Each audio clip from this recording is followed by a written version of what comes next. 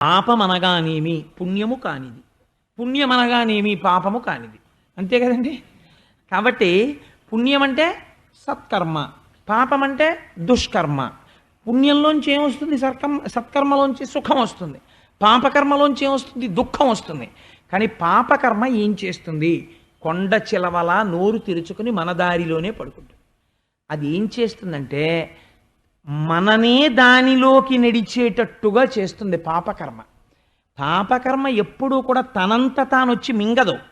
పాపకర్మ మిమ్మల్ని మింగలేదు. ఏమంటే పాపం నా చేత చేయబడింది అని అనడానికి వీలు లేదు. ఎప్పుడైనా మీరు దాన్ని చెప్పవలసి వస్తే యాక్టివ్ వాయిస్లోనే చెప్పాలి. నేనే పాపము చేశాను. ఎందుచేత? కొండ చిలవ ఎదురుగుండా ఉంటుంది, పాపము ఉంటుంది. కానీ పాపమును మీరు చెయ్యను అంటే మీ చేత పాపము చేయించలేదు. నువ్వు నన్ను చేసి